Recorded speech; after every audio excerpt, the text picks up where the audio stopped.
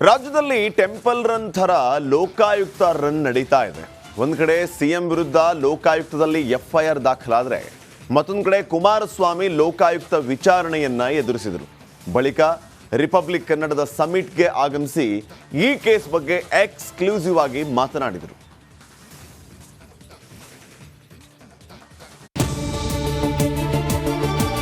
Congress BJP ನಡುವೆ ಸೇಡಿನ ಸಮರ ದಗದಗಿಸ್ತಿದೆ.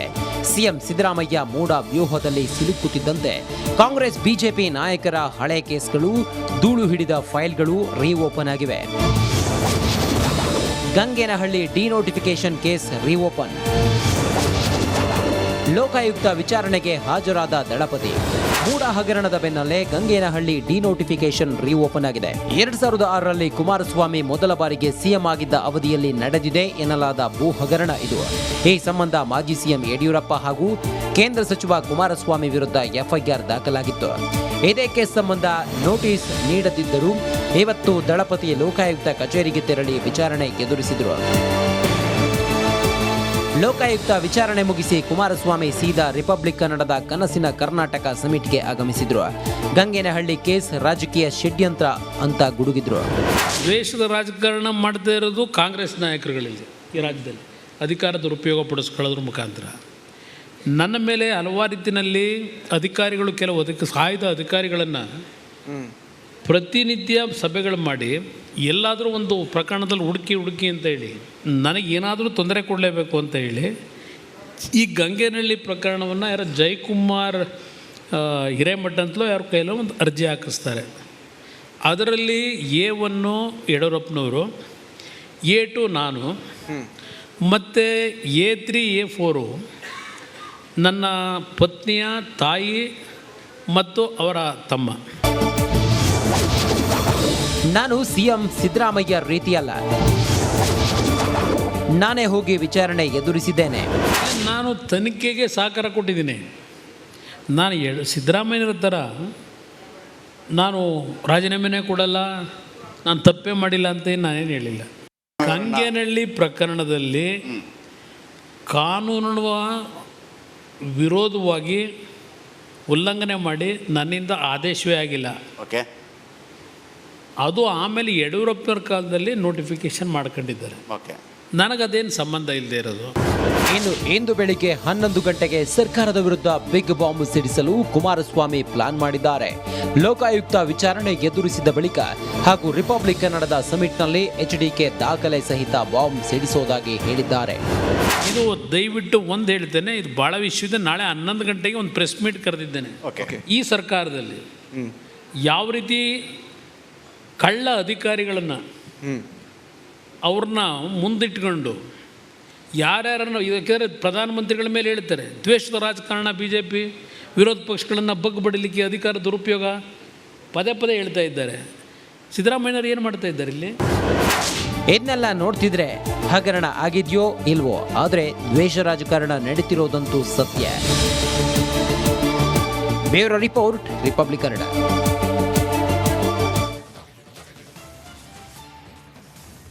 ನಿಮ್ಮ ರಿಪಬ್ಲಿಕ್ ಕನ್ನಡದ ಕನಸಿನ ಕರ್ನಾಟಕ ಸಮಿಟ್ಗೆ ದೇವೇಗೌಡರು ಆಗಮಿಸಿದ್ರು. ಅವರ ಕನಸುಗಳು ಏನು, ಅವರು ಮಾಡಿದ ಸಾಧನೆಗಳು ಏನು ಅಂತ ಅವರೇ ವಿವರಿಸಿದರು. ಜೊತೆಗೆ ಯುವಕರಿಗೂ ಕೂಡ ಮಾರ್ಗದರ್ಶನವನ್ನು ನೀಡಿದರು.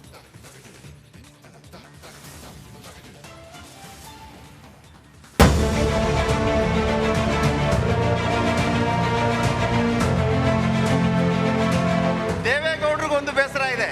ದೇವೇಗೌಡರು ಹೇಳ್ತಾ ಇದ್ರು, ಕಾಶ್ಮೀರದವರು ನನ್ನನ್ನು ನೆನಪಿಟ್ಕೊಂಡಿದ್ದಾರೆ, ಕರ್ನಾಟಕದವರು ನನ್ನನ್ನು ಯಾವ ರೀತಿ ನೆನಪಿಟ್ಕೊಂಡಿದ್ದಾರೆ ನನಗೆ ಗೊತ್ತಿಲ್ಲ ಅಂತೇಳಿ. ನಿಮ್ಮನ್ನು ಯಾವ ರೀತಿ ನೆನಪಿಟ್ಕೊಳ್ಬೇಕು ಅಂತ ಹೇಳಿಸೋದಕ್ಕೆ ಇವತ್ತು ನಾವು ಈ ಕಾರ್ಯಕ್ರಮಕ್ಕೆ ಅವ್ರನ್ನ ಕರೆದಿದ್ದೇವೆ.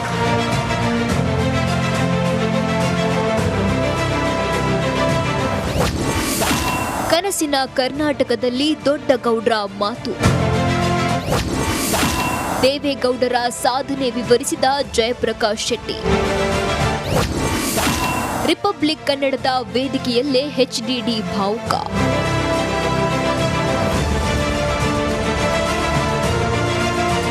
ನಿಮ್ಮ ರಿಪಬ್ಲಿಕ್ ಕನ್ನಡದ ಕನಸಿನ ಕರ್ನಾಟಕದ ಮಹಾ ಸಮ್ಮಿಟ್ಗೆ ಮಾಜಿ ಪ್ರಧಾನಿ ಎಚ್.ಡಿ. ದೇವೇಗೌಡರು ಆಗಮಿಸಿದರು. ಅವರ ಸಾಧನೆಯನ್ನ ನಮ್ಮ ಜಯಪ್ರಕಾಶ್ ಶೆಟ್ಟಿ ಅವರು ವಿವರಿಸುತ್ತಿದ್ರೆ ಗೌಡ್ರು ಭಾವುಕರಾದ್ರು. ರಾಜ್ಯಕ್ಕೆ ಪ್ರತ್ಯೇಕ ರೈಲ್ವೆ ವಲಯ ಕೊಟ್ಟಿದ್ದು ದೇವೇಗೌಡರು. 20 ಸಕ್ಕರೆ ಕಾರ್ಖಾನೆಗಳ ಸ್ಥಾಪನೆಗೆ ಅನುಮತಿ ಕೊಟ್ಟಿದ್ದು ದೇವೇಗೌಡರು. ಸೀಬರ್ಡ್ ನೌಕಾನೆಲೆಗೆ ಹೆಚ್ಚಿನ ಅನುದಾನ ಕೊಟ್ಟಿದ್ದು ದೇವೇಗೌಡರು.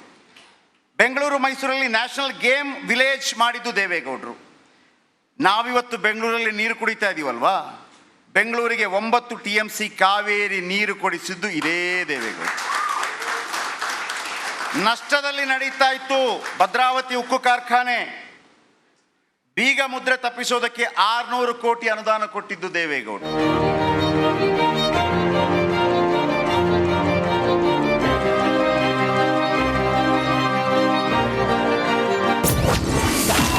ಆಲಮಟ್ಟಿ ಕಟ್ಟಿ ರೈತರಿಗೆ ನೀರು ನೀಡಿದೆ. ನಾಗಾರ್ಜುನ ಸಾಗರ್ ಬಿಟ್ಟರೆ ಅದಕ್ಕೆ ತತ್ಸಮಾನವಾಗಿ ಆಲಮಟ್ಟಿ ದೊಡ್ಡ 524 ಮೀಟ್ರಿಗೆ ಅದನ್ನು ಕಟ್ಟಲಿಕ್ಕೆ ತೀರ್ಮಾನ ಮಾಡಿದೆ.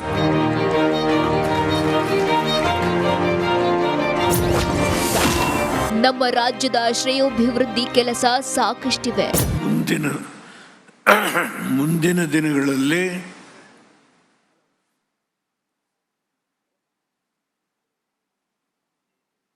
ನಮ್ಮ ರಾಜ್ಯದ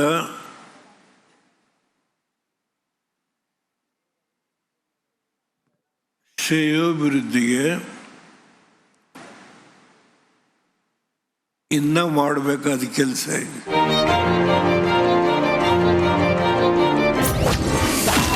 ಆಯಿಲ್ ಸಮಸ್ಯೆ ಕ್ಷಣಾರ್ಧದಲ್ಲಿ ಬಗೆಹರಿಯಿತು. ಮುಸ್ಲಿಂ ರಿಸರ್ವೇಶನ್ ಕೊಟ್ಟಿದ್ದೇನೆ. ಒಪೆಕ್ ಕಂಟ್ರೀಸ್ ಎಲ್ಲ ಮುಸ್ಲಿಂ ಕಂಟ್ರೀಸ್ ನಮ್ಗೆ ಎಣ್ಣೆ ಕೊಡೋರಾಗ ಅವರ ಮನಸ್ಸಲ್ಲಿ ದೇವೇಗೌಡರನ್ನು ನಂಬೋದು ನಾವು ವಿಲ್ ಅಗ್ರಿ.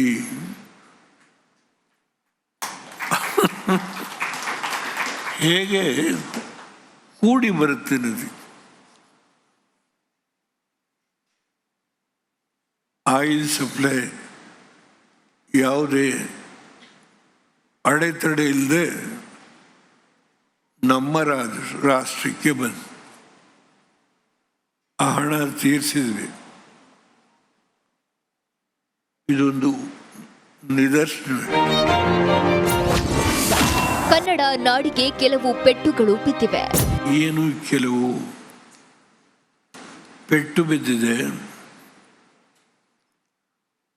ಅದಕ್ಕೆ ನಾನು ಯಾರನ್ನೂ ಗುರಿ ಮಾಡಲ್ಲ. ಈ ಸಂದರ್ಭದಲ್ಲಿ